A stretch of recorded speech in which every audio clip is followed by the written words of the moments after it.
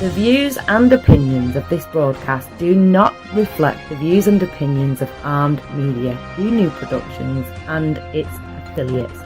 Enjoy the show.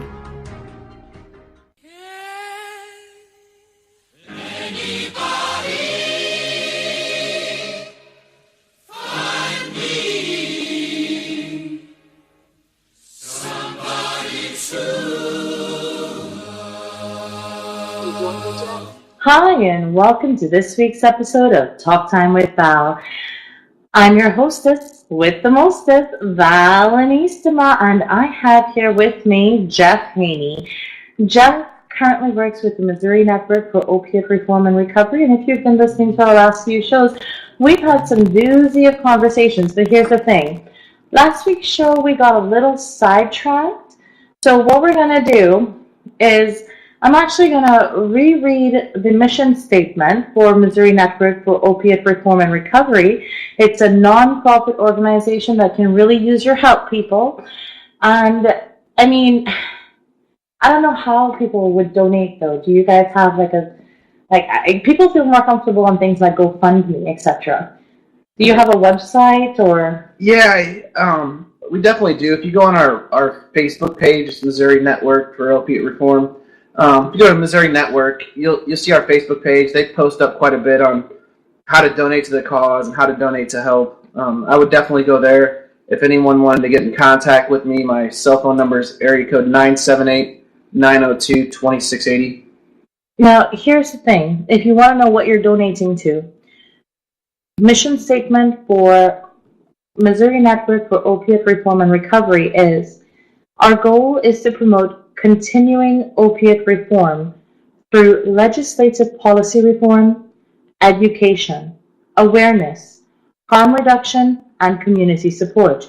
We will also be providing real help for opiate recovery by means of housing, employment, and legal assistance, and continuing support through the recovery process. Most importantly, helping to destroy the stigma of addiction by refusing to remain silent.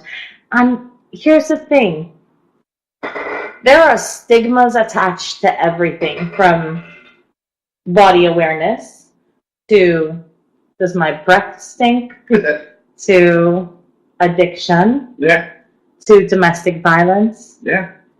There's stigma attached to everything. It could be a little thing like, I'm on a date. Do I order a salad? Do I order a potato? Is it carby? I mean, what do I do? There's a stigma attached to everything because stigma is basically a negative opinion that society has placed on a situation, a person, an individual, an action. And let's face it, you can't please everybody. Some people might think there's no stigma to ordering a potato, and some people might be like, oh my god, carbs are the devil, right? Get the potato. But you get what I'm saying. So much better. Get some cheese on it and some chives. Bacon. Get some bacon on it. That's right, sour cream. I've chilled out on the meat, though. But it's like, there's a stigma to everything. But addiction... There's a huge stigma with addiction, and I think at first it goes back to a lot of the 12-step community. They're not. They're very secretive. It's a very secret society. It's very Illuminati. Yeah, it's like a handshake, a secret handshake, right? I believe that we make our own problems, and so in 12-step community, there is a reason for anonymity. There is. And on an individual basis, but not as a society. But it's. Do you know why there's a reason for anonymity, in my opinion, in the 12-step community? I think they're in. Okay, so I don't know what your opinion is, but for me, if you ask me that question, off the top of my head, I'm going to say because there is a stigma attached. People are going to be judged, their employment, who they are. It's their self-awareness. They feel ashamed, and how is society going to judge them, and do I want to deal with this? I want to pretend to be this put-together person. I'm not going to put my business out there. So, in my opinion, there's backlash from society. Yeah, too. so it's twofold thing, right? Yeah. In the 12-step community, in my opinion, alcoholism and drug addiction comes down to the selfishness and self-centeredness of that individual, right? And they usually have a very large, inflated ego. Wait, the selfishness and self-centeredness of the individual who's addicted? Yes. Because they're selfish and self-centered to the extreme. Because they're seeking to, they'll destroy everything in their life or everybody around them to get what they want, to get their addiction. So with the selfishness, Okay. the selfishness and self-centeredness, We're not being judgmental. There is a reasoning behind this. Well, no, with the selfishness and self-centeredness of that individual, if we were to take that person in a 12-step community and put them on a pillar, it would be all bad for that person. Their ego would get a hold of them. Why would you put them on a pillar? What happens to society?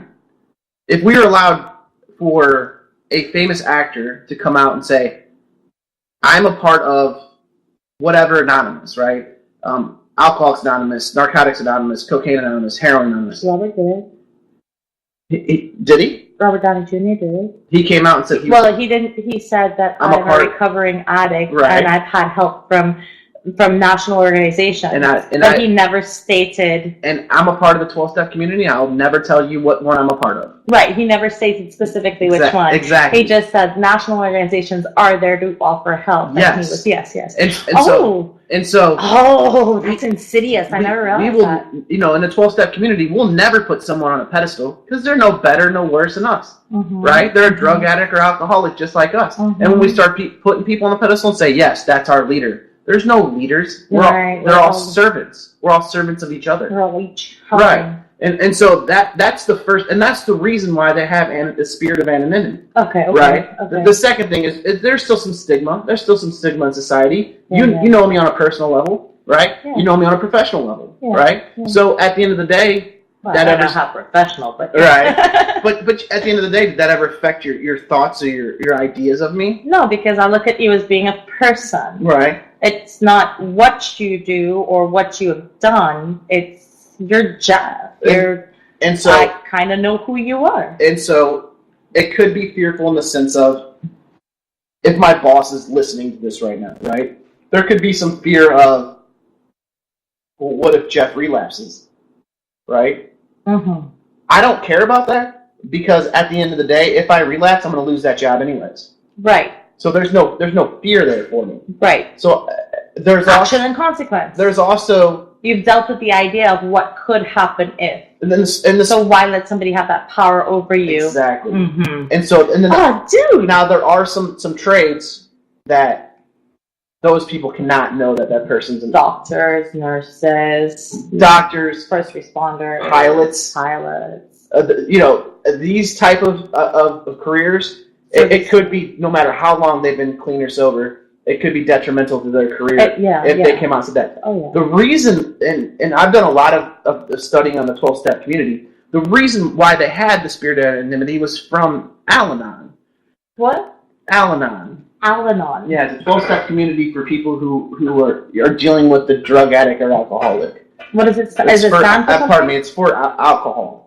Okay. So if you have an alcoholic that's in your house, your husband, your wife, Al-Anon would be the 12-step fellowship that you go to, and in that 12-step fellowship, the spirit of anonymity is highly important. Is that what AA stands for? I thought it was Alcoholics Anonymous. What is Al-Anon? It's a separate program. Oh, so it's basically it's AA, but different for the person who's dealing with the drug addict. So it's AA, but for the people who are affected by the alcoholic or addicted in their life. So if you think about it, cool. Why would they need to be anonymous?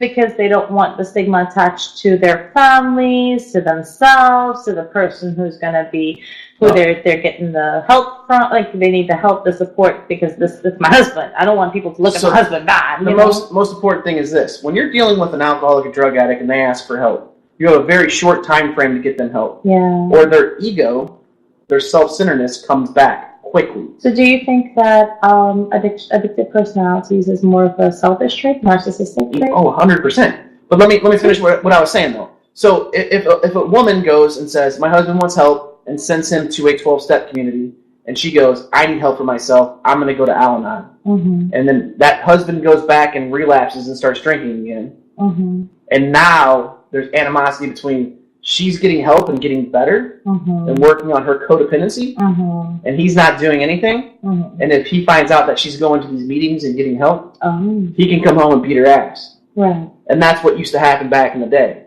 So it was important back in the day that those people were. I never knew a situation. I knew that you have help for like grief-stricken or support groups for people who are going through the same thing. I never knew anything like Al-Anon existed. Yeah, and I didn't know. For Narcotics Anonymous, there's Nar-Anon. So here's the thing: if you're like me and a complete noob to all this, if you are in a situation where you're dealing with an alcoholic and you need help to know how to deal with how you feel and what's going on in your life, Al-Anon. Yeah. And I'm guessing there are chapters everywhere? Yeah.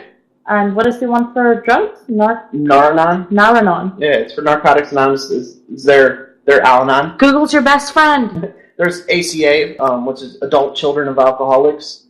There's so in the last episode we were talking about atheists and agnostics, right? Yeah. So the 12-step community, they want you to believe in a God, a higher power, right, the spirit of the universe, right? I know people who are in addiction and they won't seek help because they refuse to bow to a higher power. So there's smart recovery.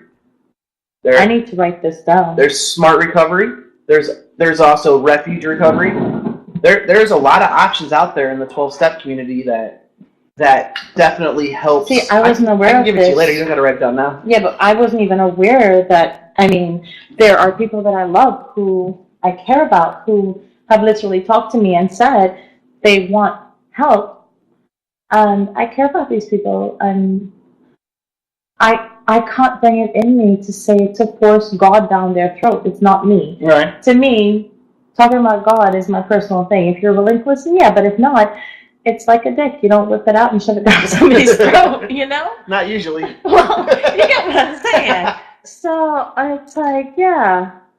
No, smart recovery. Yeah, smart recovery. So what is smart recovery? Smart recovery is a science-based recovery where they talk more of the science of the brain. From my understanding. Okay. Refuge recovery is the Buddhist-inspired 12 steps kind of deal. Refuge recovery is I've been to refuge recovery. It's phenomenal in my opinion. Okay, so it deals with more of a way of life than a religion. Yes. So they do. That's actually phenomenal. They have an 8-fold path and the 4 noble truths in their recovery for refuge recovery, and so it's. I think I sidetracked you, though. I'm sorry. You were saying something, and I grabbed onto this. I don't remember what we were talking. I think we were talking about like just codependency and stuff. So like. Yeah, like he would come home. You said last thing you said was he'd come home and beat her ass. Yeah, he'd come home and and that's what would happen back in the day, and that's where a lot of the spirit of anonymity comes from. But you don't agree with the spirit of anonymity. For my personal life, no, I don't. Okay, but you agree that there's a need for other people. It's just for you personally, you think that it would be more helpful to get it out there in a more open way? What's your stigma of AIDS? Mine personally? Right. If you're in the kitchen and you are, there's a cut happening, then the knife needs to be sterilized, the cutting board needs to be destroyed. So what do you think the stigma of AIDS was back in the 80s? Oh, I know what it was. I've seen like the documentaries and stuff. No, you can't hug that person. Oh, I'm pulling my kid out of school because they can cough on them and they can get it. Or you kiss. Yes. Do you know how many gallons of spit you have to swallow? So what's your stigma if I said safe injection sites? What do you mean by safe injection sites? A place for drug addicts to come to be safely shoot up. Honestly, so I have a twofold idea here, but remember, this is an idea that's coming from a lack of knowledge too. So my twofold idea is coming at one, okay, these are people. Essentially, they're human beings, and they have an addiction, and they can't help the addiction. Maybe if they come to a place where it's safe for them, they can use a needle, they can have treatment, somebody else can do it for them where they're not killing themselves. And while that person is doing it, there's stuff on the walls and brochures and things that are there to show them that there are other ways to get help and deal with it. You're not shoving it down their throat, but it's like just being able to see it once in a while, you know? So it's planting a seed. But then the other side of me says... Yeah, that's what I want to hear. Then the other side of me says, you know what? If you have situations like this, then what if somebody is experimenting with drugs and they want to learn how to do it properly? And they start off with, okay, let me go and I'm getting shot up by a nurse who shows me how to do it properly so I can go and do it myself. But this is a person who's just starting to experiment and is just starting to learn. I'm not going to be, and I know there's going to be a third ball camp that says, you know what, no, we're never going to get them to stop if we're helping them to live this way. But I can't be in that ball camp. My one fear and worry would be that if there's experimental situations where there's teenagers and stuff, teaching them. Because there are going to be kids out there who don't know yet, they don't know what, and they're learning. So what does... I'm thinking they must have something in place to prevent that from happening, right? There's no safe injection sites in Missouri, so I don't know. But and that's something that we're lobbying for, to get safe injection sites, right? So why would I talk about AIDS and then I would talk about safe injection sites? Is exactly what you said to a T. I don't have the education on it, right? Okay. So what did the AIDS LGBT, how do you say it? LGBTQ something now. Right. So what did that community do well in the 80s? They stood up and said, fuck this. You're going to listen to us. We are your community. Right. We are your people. We vote for you. We do this. We do that. These are my brothers and sisters, right? Yeah. We fight for you. We die for you. We live for you. We work for you. They stood up and said, we're going to do something about this. Right. Right? What has the 12-step community done? We're anonymous. We're not doing anything. Well, let's go back here. I have an idea of what the LGBT community did because I am very proactive in that community. But what Jeff is talking about is that there was a lot of awareness happening at that time. Not just awareness, because there was a huge stigma. If you're gay, then you're going to be spreading AIDS. You have a bit higher chance. Yes. And here's the thing too, that with less acceptance at that time period, there was a lot of seeking alternative acceptance through drugs, alcohol, shooting up, things like that. It happens in every society, but it was more so portrayed in the homosexual society simply because it was another way to stigmatize them. And so for them coming out and standing up, the 12-step community never does that, No, right? But when they stood up, what are you talking about? When they stood up? When they stood up in the 80s? Needles, they started bringing awareness. I remember a documentary. I was born in the 80s, man, but I'm saying I remember a documentary that was like, oh my gosh, it was looking at the beginning of the AIDS epidemic in the U.S. It started right here in St. Louis, right? Person number one, right here in New York, right here. There was a homosexual flight attendant, right? That's who they believe was person number one. But here's the thing. With the stigma and societal non-acceptance and the seeking of drugs and whatever, they started, I remember in this documentary, they would literally hand out clean needles. They were literally handing out clean needles. In the documentary? In the documentary. In the 80s. And big hair and poofy sleeves. And I wasn't trying to go towards the drug aspect of the AIDS epidemic. What I was trying to point out is that there was education that taught people that if you hug them or kiss them, you're not going to get AIDS. And it's the same thing. We're not going to create more drug addicts because we have a safe injection site.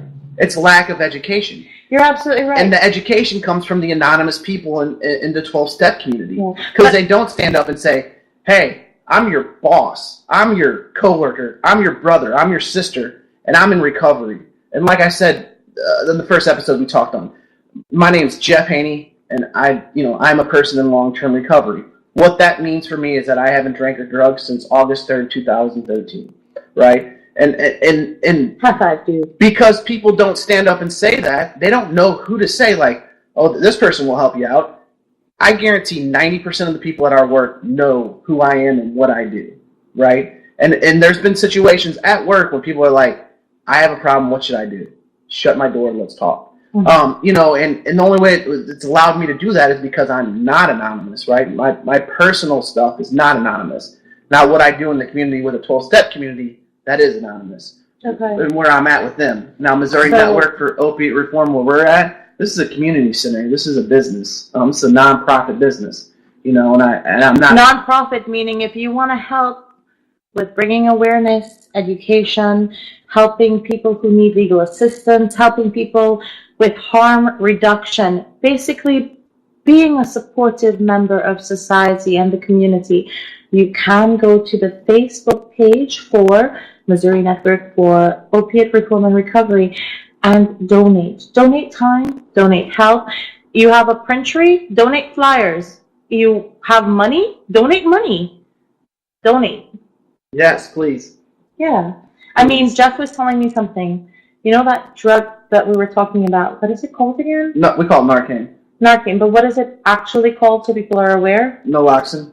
Okay. So it's how much at Walgreens?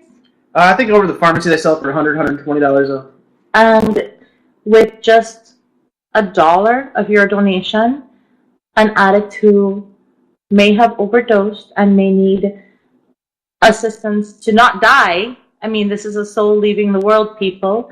Could be your mother, your brother, your sister, your cousin, your friend, your taxi driver. I don't care. It could be a human being. That's what should matter. It's a human being. $1 helps save a life. $1 helps get that $120 vial into the hands of somebody who has a mother, brother, sister, friend who might OD and who they can help save their life. Now, our website, if you guys want to go to it, it's monetwork.org. It's monetwork.org. Mo Network, because that's right. We bring Mo help for Mo people on the Mo Network. Yeah, we try to think of funny things with the whole Mo. I like it. But yeah, $1. Imagine it's $120 for them. Think about it this way. Your neighbor. They have a pretty good life, but they have a kid who's, the kid's in trouble. The kid's not listening. The kid might be in drugs or whatever. And mom can't get $120 to go to Walgreens and get this drug so that if her kid does OD on her couch, she's not left feeling like she was the worst mother in the world and she can't survive it. No, she can stab him in the arm with this thing and call the police or there's the ambulance. There's different forms of it. There's a nasal spray, and then there's what we hand out. It's a syringe, and you give them a shot of it in their arm or leg, thigh. It's everything that we do at Missouri Network is free. Anything that we hand out, homeless bags, coats. Homeless bags. Blankets. Tell them what a homeless bag is. I've talked about this before, but I call them my purses, my gift purses. So we just get a big Ziploc bag and we just throw a bunch of stuff in it. Usually has razor blades and for shaving. Lead off with the razor blades, dude. Yeah. I'm alcoholic. That's what I always think of. The worst stuff, right? Shaving stuff. We have sanitary soaps. Napkins. Yeah. Sanitary napkins for the females. Wet wipes. Right. Hand warmers. Toothbrushes. It's freezing here in Missouri, so toothbrushes, toothpaste, the hand warmers, the little feet things warmers. we take for granted that hey, we can feel clean, we can feel like a human being. Aside from that, I mean, it's freezing, like you said. Hand warmers, leg warmers. We take it for granted that we're running from the car to the store and we're freezing. Okay, what about the people who have to be outside? You can't stay outside for 20 minutes sometimes. For the people who have to live outside. Yeah, and they have some weird laws in Missouri, rules in Missouri of, they'll open up warming shelters if it's below 20 degrees. Everyone can come in, but as soon as it hits 21 degrees, they kick everyone out. Can you imagine being outside in 21 degrees with the wind blowing for more than 20 minutes? It's crazy. I can't feel my nose. I'd pop outside for a cigarette break. I come back in and I'm like, Jeff, why'd you make the weather like this? Yeah, no, it's definitely insane if you ask me. The lack of compassion sometimes the community has, and the community just taking care of the community itself. Food. I had a cop tell me you can't give food out. Yeah. And I said to him, it's a bag of fruit, and I just offered fruit. Like I was just passing by. He's like, you can't give home. I'm like, I didn't know he was homeless. He had a shopping cart. I had extra fruit, and I'm like, hey, dude, you want fruit? I could do it at a park. He's like, you can't do that. Well, you can imagine the stuff that we come across when we're trying to give out Narcan to people. Yeah. No, but why would that pissed me off? And now I do it a lot. Like, I'm always coming to work with the Save-A-Lot has fruit like this or whatever for sale, whatever. And I do that not just to tell people go buy your own fruit and stop taking mine, but you can go buy and give to people. Like as you walk out the grocery store and you're driving down the street, there are people on the side of the street saying homeless, need help or whatever. I'm giving them fruit. I'm not giving them money to buy drugs or alcohol. Right. I'm giving them a coat, and you're okay with me handing them a coat, but you're not okay with me handing them a plum? Yeah.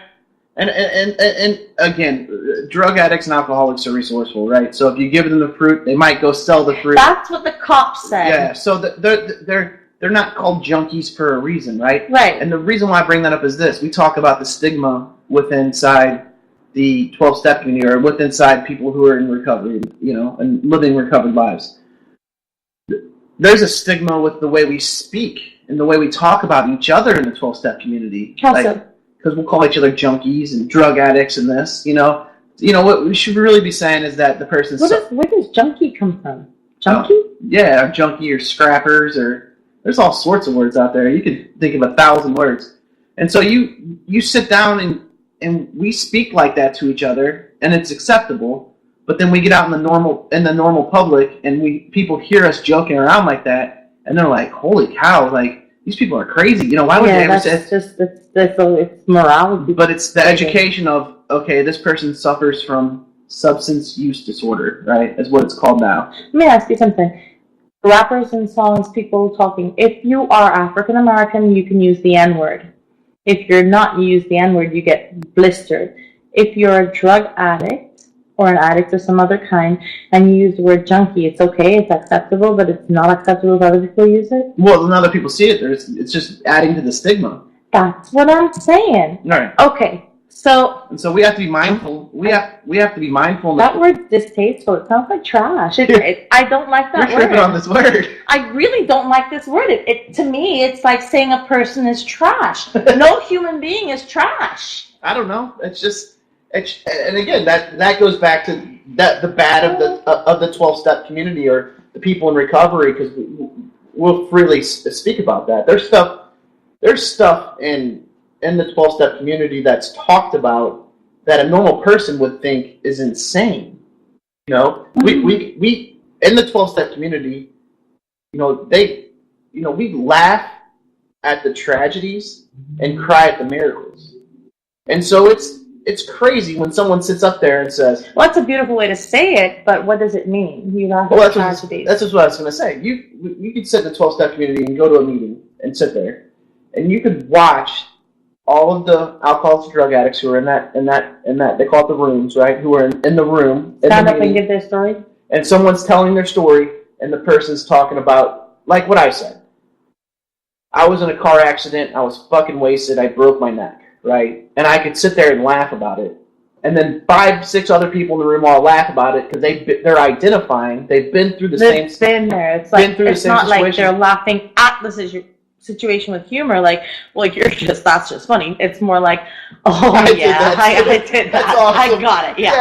Yeah. But then I relate. But then we start talking about, I got sober and I got my, me and my son have a great relationship now. Yeah. And everyone in the room gets super teary-eyed. Yeah, because real. They can identify with, I got sober and I have a good relationship with my kid too. And not only that, I got sober, maybe one day I can have a good relationship with my kid, or I'm getting sober and there's hope. Yeah. So the miracle is hope. Yeah. The miracle is not the situation, it's the hope. And that's where, it's important to me that we talked about it last time. We talked about like the surrender process of me getting away from myself enough to accept help, or me getting away from my ego enough to say, yeah, this isn't working in my life, what should I do next? There's a whole other thing, and Carl Jung is a famous doctor, right? I'm sure you heard of him. Yeah. And so Carl Jung, he has some beautiful work on the rejuvenating characteristics of the alcoholic's ego.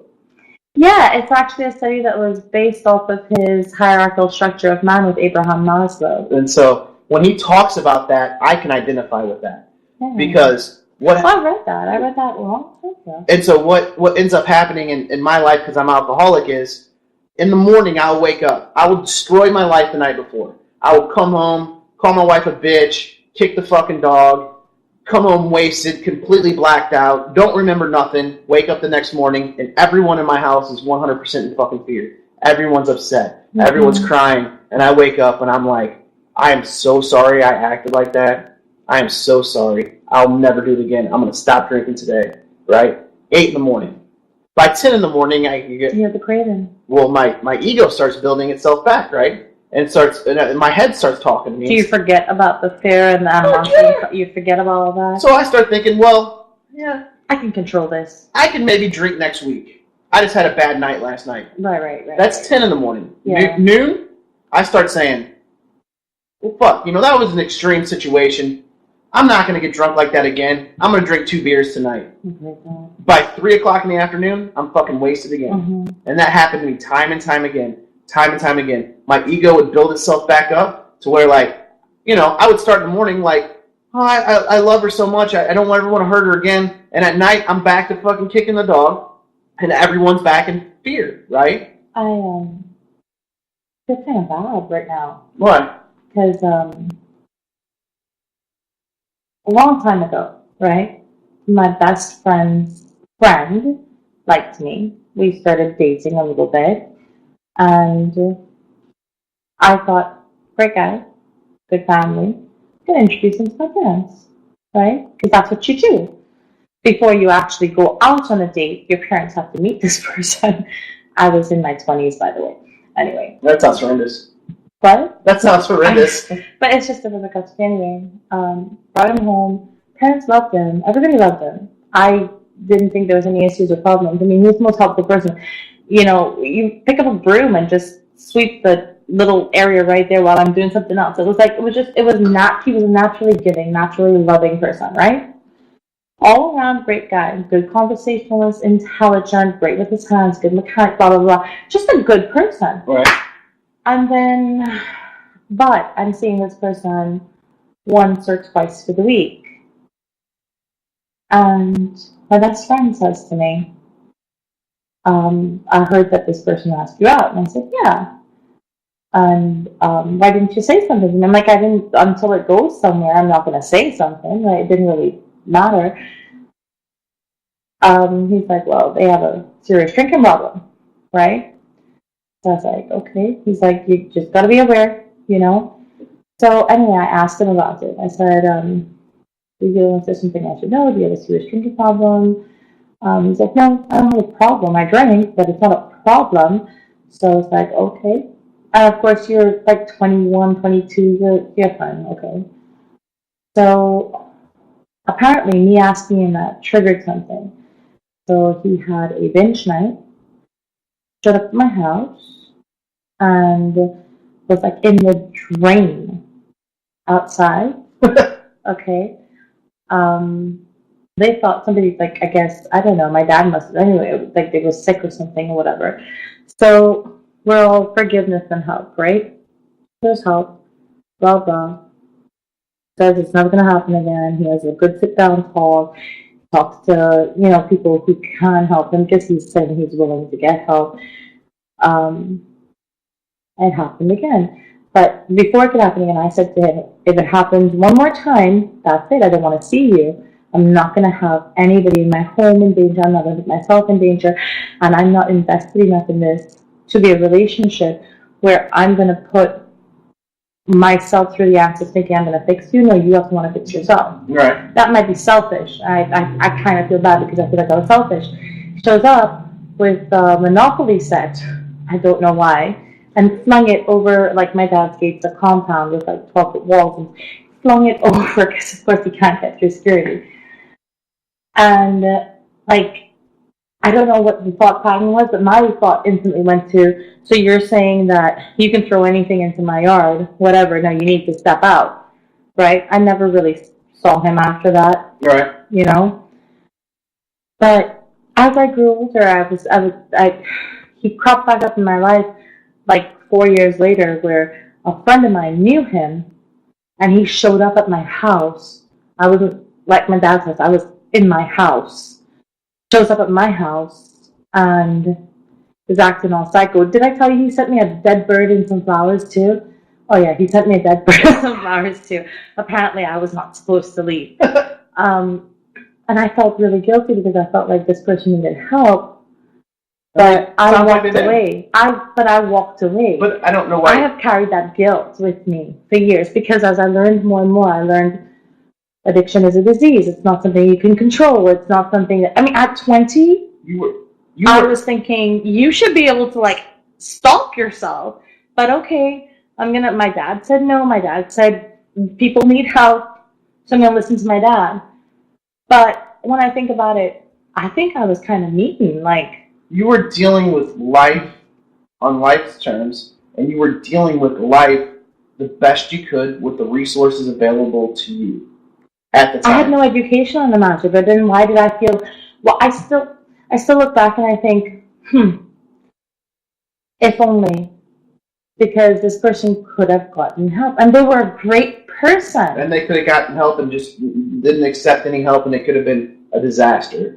That's the thing. They were offered help. I mean, I was unaware because my parents sheltered me. My brother sheltered me. So you were dealing with life the best you could with the resources that you had at the time. But I do know that there were people in my family who I guess were aware when I think back on it, and they offered help to this person and this person's family. But at the same time, when I said I don't want to be around that person, there was a perimeter around me. They couldn't get within 5 miles of me. It took them 4.5 years at my new house to get to me, and the next day, like the day after they showed up at my house, my gate, I never saw them again, never heard from them again. So the mob after them. No, I don't know. Oh God, don't mess with my dad, dude. Yeah, I don't have gate problems. I didn't grow up in a fucking gated community or anything. It wasn't a gated community. A gated compound, I'm sorry. No, it's a house. We have to keep Mother Nature out more than people. Come on. It sounds terrifying. You want an ocelot coming in? Hey, you wake up and you walk into your bathroom and there's a fancy brick on your bathroom, so it's like openings, right, to the outside. And you walk in and there's a viper that's about 12 feet long, black and beautiful with a golden belly, twined around the faucets, the 3 faucets, and then up around the shower and looking at you. And you know, one bite from that and you'd be dead in an hour and a half. Yeah. And you walk into your bathroom and you're like, oh, okay, you can have your shower. You walk back out and scream, Daddy! Okay, and you're 12? The gates were for a reason. You had to clear a long area or you would have nature encroaching. I lived in a rainforest. Yeah. I've never been outside of America. Well, that's why you're going to Trinidad with me in June, right? Yeah, I'm going. There you go. We're going to go if they allow me in. Wedding. You'll get in, man. Wedding in June. Yeah, no, that's what's up, man. It sounds like a good time. No, but here's what I'm thinking. I'm thinking for years later, I felt guilty like that. So why is it... No, I'm talking about for my listeners now. People deal with situations and they might look back and think they made a mistake in their life and stuff, right? Or maybe they should have been more helpful or kinder, more compassionate, whatever. What is your word to people who are in situations like that? Because it can eat at you. So, coming to accept that you did what you could with the resources available at the time. If that's not good enough, usually it's some type of amends that you need to make to that person. Going to that person and going, I'm sorry for what happened. I didn't want it to happen that way. Is there anything I can do to make it better? Since then, I've heard that that person got married, got divorced because they had an alcoholic issue, whatever, and I kind of lost track because I did ask my best friend who grew up across from their parents, and he said that person just kind of disappeared off the face of the earth. And nowadays, with social media, it's a lot easier to get a hold of people to apologize for your actions previously, right? I actually had somebody from 11 years ago in my life who we took in because they needed help. There was a friend's patient, and they had no place to stay. And I had a 5-bedroom place with a separate walk-in for them, so I could split my house. They contacted me just like a month ago to say sorry for abusing the trust. Yeah, and that's and that's that they're purging their soul, right? They're cleansing their whatever you want to say I am sorry for the way I acted, didn't mean to do it that way. Here's my apology, right? Yeah. They brought drugs into my home. That was it. I was like, no. I was giving them a rent-free area, privacy, whatever. My one rule was, you do not bring drugs into my home. Right. But just sitting down and talking about this person for a couple minutes, I wouldn't know completely how to handle the situation. Every situation is different, right? You don't want to cause more suffering in someone else's life. Yeah. Because if you reach out to them, so if you reach out to them and they say, so dudes, guys, right? Guys are fucked up in the head when it comes to females. They think, so this girl's reaching out to me saying sorry. She wants me, and she wants to get back together with me.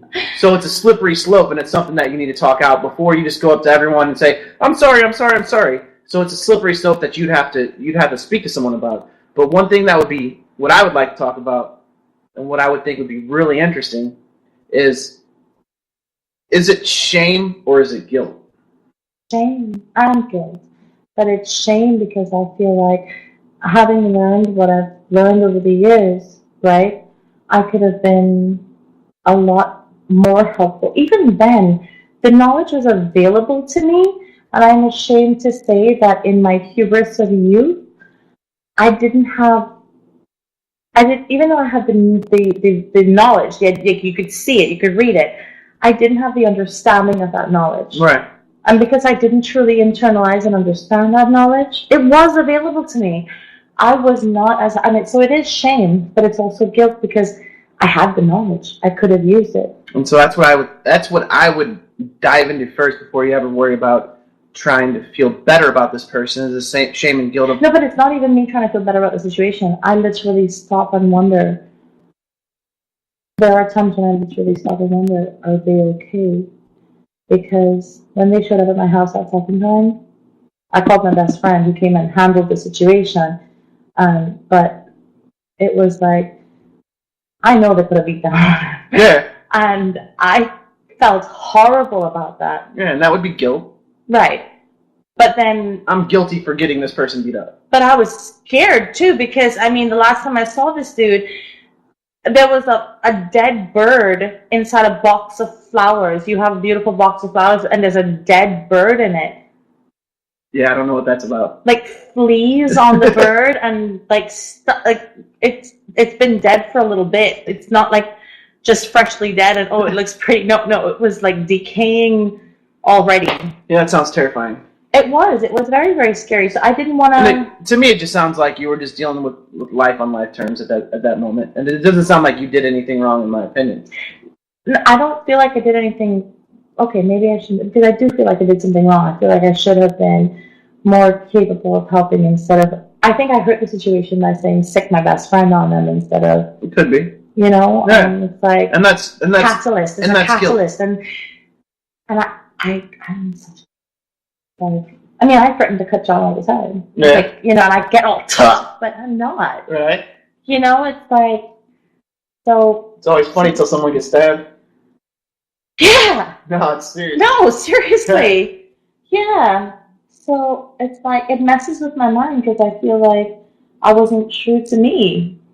Yeah. And then I feel guilt and I feel horrible and I feel like maybe I should reach out, but that's the one thing that stops me because I have the education enough or I have the common sense enough to know that if I reach out to a guy, he's going to be like, oh, yeah. And this is a guy who was obsessed. Super, super unhealthy to reach out to that person, in my opinion. Yeah. And so, and the reason why I bring that up is I don't think a lot of people know the difference between shame and guilt. I don't think they know what would be the difference between I'm guilty of this or I feel shameful because society, my parents, my community that I live in, my religious community, my whatever, is taught me. No, I was in utopia, dude. I wasn't taught shame about things. I always was. I was like the lucky 1%. Not when it comes to money, but when it comes to you have a support system of understanding and education around you, and nobody's going to judge you for making a mistake. You can make a mistake, and they'll help you through it and see why it's a mistake. But it's your choice to understand that that's a mistake. They're not going to tell you it's a mistake. If you feel like it's a mistake, it's a mistake. Why are you a people pleaser? That comes from something else. Yeah? Not from your family? I see everybody else doing it. I want to do it too. So that, maybe my whole family's people. Yeah, there we go. Dude, my dad locked himself in WASA, which is the Water and Sewage Authority, because the farmers and rural communities weren't getting clean water and kids were getting gastroenteritis. My dad was like, screw that. He went and chained himself inside. He was a member of parliament. Chained himself inside the main structure and went on a hunger strike. Got international organizations all involved, and the government quickly signed the bill that he had there. And the next day, this oil-rich country started putting in, infrastructure so people get water. It's a people pleaser. Is your father a doctor? No. I thought he was a doctor. No, my brother is. Brother. Mm-hmm. I knew somebody in the family's doctor. One of my brothers is, the other one's a biochemist. So you can see, usually, doctors are, healers, helpers. They want to help things. Just usually with doctors, what I see, my personal opinion, so no doctors, try to come beat me up over this, is that they let their status and their clout of money go over their God voice, what's inside of them. Yeah. Or their their self-consciousness, or their soul, and they let that completely, ingrain and go over what... They get a God complex. Yeah, well, they for themselves, they are God, Exactly. And they get that over the money and all that, over nice house, nice car, over I just want to help people. But here's the thing, and this is why I said of course I'm biased for my family, but my brother, he opened up a hospital and several community centers, health centers, free. He still makes house calls. I mean, he literally, if you're an older person and you can't come out or you're too ill, he will literally go to your house after he's finished all his clinic hours. It could be 11 o'clock at night, but he's making a house call. And that's where I would think, he hasn't lost his passion to be servant to his fellow man. And that's why I'm a people pleaser, because it's a passion. It's what I grew up with. My dad, that's not the only thing he did. It was, really memorable because I was really young and I was missing my dad. He tucked me in. Right. And I would go and see him, and I saw him losing his weight, and I was scared, and I would try to get him to eat, and I didn't understand why he wouldn't eat. It was scary, right? Right. But you live with somebody like that, who, over the decades, show you in little ways, you walk up to a fast food joint, and there's somebody there who has no food. He'll pay it forward. He'll leave money there for people to come in and get a meal or whatever, or he'll buy food and I've seen my dad literally feed people. Yeah. You grew up with that. You're not going to be wanting to, you want to please, you want to help. And could you imagine if all of society grew up with that? What our society would look like? They'd be neurotic like me. But I mean, if you took the compassion of what you just expressed or what you just shared, and you took my dad's my hero, man. That's what I'm saying. If you took that and everyone grew up with that type of compassion, could you imagine what the world would look like? Could you imagine what the world would look like if we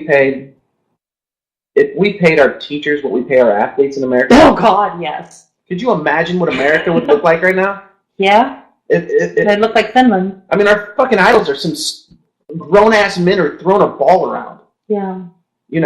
At the end of the day. Let's just say it is what it is, right? Yeah. Nobody's taken away from the fact that they're fantastic athletes. It's just that, should they be put on a pedestal of such godhood that they are making so much when there are essentially areas of society that need help and money and funding, and they're not getting the attention of money and funding because we prefer to put a veil over our eyes and look at the pretty and the happy rather than look at the necessities. So our life expectancy in America has dropped because of the opiate epidemic that's in America, right? The life expectancy from drug addicts has dropped because of this, right? So wait. So the amount of drug addicts in America is enough to affect the national mortality rate and level? Yes. Are you kidding me? No. So it's an actual epidemic. Oh, hell yeah. So there's so many people that we're able to lower the Give me a percentage, 1 in what? Hold up. So we're able to lower the life expectancy in America from the heroin epidemic, right? But no one wants to look at that because on Sunday mornings, no one wants to be bothered because they're watching two cities rival over a fucking football. Wait, so you're telling me that it's actually 1 in 5, 1 in 4, 1 in 3? And we're talking about just opiates. We're not talking about other drugs and stuff. We're talking about alcohol and drugs. And it's that bad? That bad. Holy crap. I mean, I know that there's an issue. I know that there's a problem. I know that I was aware. I am aware. But I wasn't aware that it was that bad. Where, when you look at it being able to affect the national mortality rate, and there's how many, 300 and something million people in the U.S.? So, 2017, there was almost 65,000 deaths. In total or from drug use? Drug use. How much deaths in total? Pardon me? How many deaths in total? What's the percentage, the ratio? I don't know if I have it, like, percentage towards people. Yeah, because you're saying 65,000 deaths, and you're thinking 65,000 deaths, okay, was there 400,000 people who died in that year? Was there a million people? I don't. So what's the percentage? What's the ratio? 65,000 is still a huge number. What do you think? Yeah, well, in 2016 there was 52,000. But it's significant enough that it actually affects the nation's statistics on mortality rate. Yeah, Missouri went up 26% from 2016 to 2017. Missouri itself? New York went up 50%. Really? Yeah. Delaware went up 71%. Jesus Christ. Why are people in Delaware killing themselves? Florida was real bad. Florida had a 55% increase from 2016 to 2017. It's fentanyl is what they're putting in. Fentanyl? Yeah, putting in dope now. What is? It's just an opiate. This is a stronger opiate. Okay. Maryland had 67% increase. It's crazy. A 67% increase, 71% increase, 50% increase in New York. This is a culture capital of the U.S. Florida, it's where people are supposed to go and live the happy life. What about California? The only one that went down was Wyoming. Do people live in Wyoming? Yeah. Oh, do they? I'm moving to Butte, Montana. Fuck that. What did you say, California? California, what's California? I don't think they went up a whole lot if I can remember. So Arnold's doing something right, or what? I don't even think they're... People look at California people and be like, they're hippies, they're all on drugs, they're all doing this and that. This is only 22 reporting jurisdictions. Okay, let me ask you something. States like Colorado where marijuana is legal, I bet you dollars to donuts, and I could be wrong, I might owe you some donuts, but I'm saying, I bet you dollars to donuts that the percentage rate didn't go up. It might have gone down in states where like marijuana has been legalized. You think? I don't think that it would have gone up. Although it might have, because people might move there with drug addiction problems because now they can get marijuana freely. So now the state has more people with addictive personalities and addiction problems. So maybe, but I want to think that in states where it's legalized, that it's went down. It went up 6% in Colorado. Well, that's not a huge leap, though.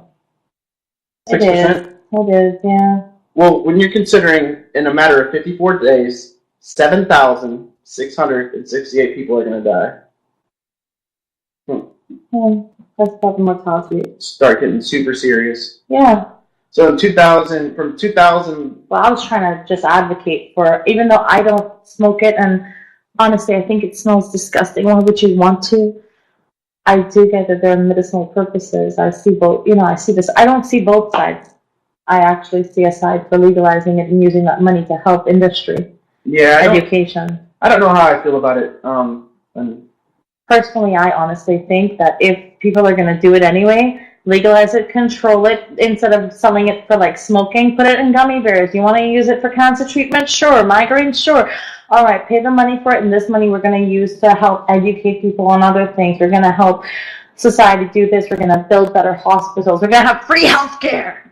So, marijuana can funnel free health care. Well, I don't know, and I haven't read much about it, but my question would be, if Colorado legalized it, how much do they spend in tax dollars that they made from legalizing it? Oh, a lot. Let me finish. To justify keeping it in Colorado. So you mean the lobbying and stuff? I'm sure they spent, like, going to the state troopers to keep it in Colorado. The state, because they're responsible for keeping it inside Colorado. Yeah, I'd like to know the dollar amount that they made compared to the dollar amount that they spent out. Do you think that they even spent money to prevent it from leaving? I mean, it's not like they have state borders. You don't have borders. You can take a street. I think that was a part of it. They were forced to, if I can remember right. And okay, you could be right. I'm an advocate for just legalizing everything. Fuck it, you know what I mean? But like, I can't get white poppy seeds at the grocery store in America. Yeah. No, I can't. And Indian people eat with white poppy seeds. We cook with it. You can't get it. It's all heroin. It's a gateway for heroin. They'll serve you black poppy seeds. You can't get the white ones. Yeah, no. It's stupid. And that's one thing that cracks me up when I heard this argument the other day. I was outside smoking a cigarette and I heard two people say, well, marijuana's legal. Hey, wake up. And I'm like, marijuana's legal? Marijuana is a natural substance. I'm like, so is fucking heroin. Yeah. It comes from the poppy. Exactly. So is cocaine. Like, what the fuck are you... Cacao trees. Like, what are you talking about? Like, are you kidding me right now? Alcohol comes naturally. I mean, you eat a ripe banana, you're having alcohol. And it just made me, like, crack up in the... I don't know. I'm an advocate for legalizing everything. I'm an advocate for clean injection sites. I'm an advocate for... I believe in legalization because I think with legalization, just like alcohol, you can put things in place. Now people still buy alcohol and whatever, but you can have firmer things in place, like over-the-counter drugs versus prescription drugs. Mm-hmm. Okay, prescription drugs, I know there's a huge issue, right? Right. But at least you have some control. And the lobbying and the people who own any big pharmaceutical companies, I mean, you're talking... They're probably some of the most powerful people in America. Mm-hmm. You know, and you're not... Guy who owned Apotex just got murdered with Christmas, 16th of December. Really? In his basement of his house, he and his wife were tied up and murdered. I mean, could you imagine what you would be going against to legalize marijuana? Of whose pockets you're bought into, and the souls that they sell their soul for this shit. Yeah, that's the sad thing. And you're not gonna... I mean, we could sit here and wish and hope and all that. Illegal in the first place because of the hemp industry for ropes for World War II. We have a huge pharmaceutical industry that will make sure that any of that shit doesn't happen. Yeah. It's like, oh, well, we have to make this illegal because we have cotton. We don't want to start growing hemp, and we're buying hemp, and it's more expensive, even though it makes great ropes. So the cotton industry that is fantastically huge and got deep pockets said, nope, let's make marijuana illegal because of hemp. Not because of the drug, but because of the hemp. I mean, you can imagine, crazy. Just like the oil industry. Why don't we have electronic cars? I mean, by 2030, they estimate that 90% of Europe will have stopped selling any petroleum fuel cars. Why don't we have... I don't know about you. Why don't we have an indicator on a car when you get into it? It notifies that you're intoxicated and the car doesn't drive. You know what? If the court can order that, like I know somebody who... I know. Oh, I'm saying for it should be in every vehicle. That's right. But why? I agree. But I said the same damn thing. Like, why the frick are we having... Drug court is good money for the government. You know, I had a guy tell me he could blow into a balloon before he drinks and then just blow it into that thingy, and I'm like... No, you gotta hum into it. But I'm just saying, like, he's like, that's how I would get around it. I'm like, good luck. I'm like, good luck with that, buddy. No, he didn't have one. He was talking about if they ever caught him, he could do that. I'm like, you're stupid. That shit doesn't work. I'm sure they thought about all that before they made the technology, and you know. But anyway, we're getting off, and we have to wrap up. So I'm gonna say thank you, Jeff, for being here, and you're gonna join me again next week, right? Definitely. Right, so we're gonna be here. It's gonna be the Val and Jeff show pretty soon. And until next week, listeners, when you tune in to Talk Time with Val on Armed Radio Global, be well, be safe, and blessed be.